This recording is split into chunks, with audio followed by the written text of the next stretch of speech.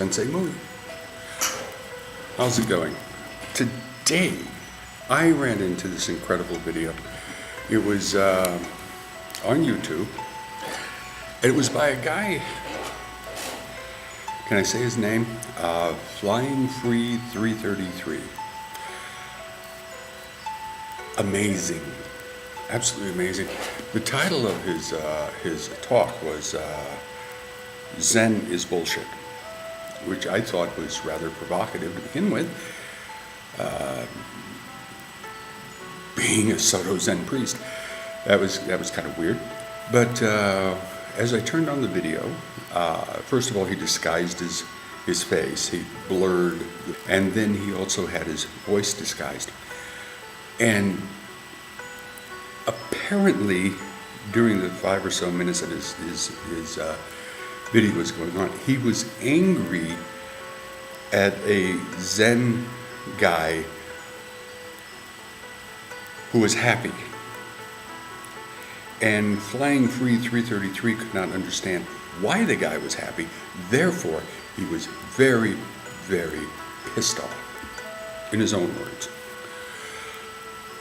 There was a lot of anger, a lot of malevolence, a lot of just free-floating hostility, not really directed at anyone except people that didn't believe like he believed. Okay, that's what makes America great. Difference of opinions can be expressed. Apparently not with him, though, because I made a comment on there and he kept the comment but blocked me from communicating with him. So apparently there's also a lot of fear, because all anger is based on fear. It's true. Think of something that you're angry about that is not based on fear. There is always present a fear of loss, a fear of losing something you already have, or the fear of losing the potential to gain something you do not have. And this leads to anger. Anger is a manifestation of that fear. We're not going to say we're afraid, we're going to say we're angry, which is actually saying the same thing, I suppose. And then we even have an interesting word for it. We call it being mad. We become righteously indignant because we are mad.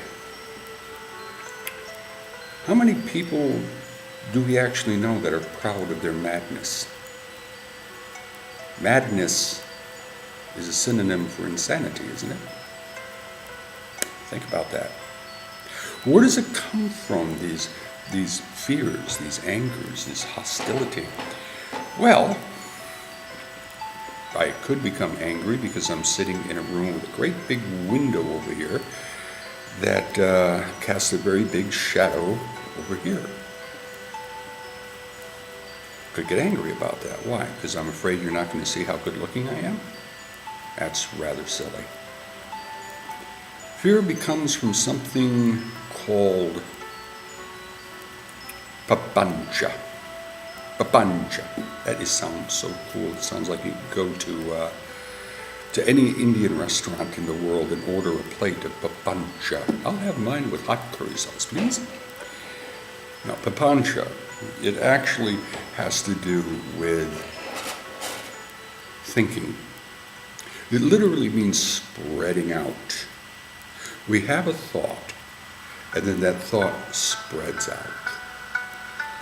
It works like this. We come into contact with something, and if we could stop there, that'd be fine. We come into contact with something we see, we smell, we hear, we taste, we touch, we think. And immediately there arises a feeling. Good, bad, or indifferent. You've only got a choice of 3. If it's good, we attach to it. If it's unpleasant, we push it away. We're always pushing and pulling. As soon as we're pulling to get something, it's because we're pushing to get something away from us. That's the way we are. The occurrence that happens after that is perception. We start labeling things because we've seen this process before. We've seen these patterns before. And so We can label them because we know them intimately, don't we? After all, we're creating them. We don't create patterns we don't know. A button on a shirt will never become a raspberry bush. Why? Because the patterns are different. We know a unicorn because we know what a horn is, we know what a horse is, we put the two together and we got a unicorn. Well, then comes a consciousness, a thought. A thought which sort of puts the contact, the feeling, and the perception all together into a nicely packaged story. The only problem is that thought, that story, becomes another thing that we just came in contact with, that we have a feeling about, that we gain a perception about, and then we have another thought. Oh, that leads to another contact, another feeling, another perception, another thought. If I'm sitting in meditation and it's awfully hot, and I go, oh, it's so hot in here, I don't know what to do. It's just amazing. I haven't felt this hot. Well, not since I had Mexican food the other night. That Mexican food was really, really hot. It made me sweat. My eyeballs were itching. My nose was running. But it was really, really good. Mexico. What a wonderful place Mexico is. It's got jungles and mountains and these beautiful people. And speaking about beautiful Mexicans, how about that Selma Hayek? She's kind of a hot tamale herself. What happened to my meditation? I'm involved with Selma Hayek now. What is that? That's spreading out of thoughts. And that's how it begins. I don't like that my money's no good anymore, that inflation is making me not be able to buy stuff that I used to buy, that I have to cut back on juicy fruit gum or something. Well, it must be a plot. It can't be my fault. It's got to be somebody else's fault that I'm broke and poor.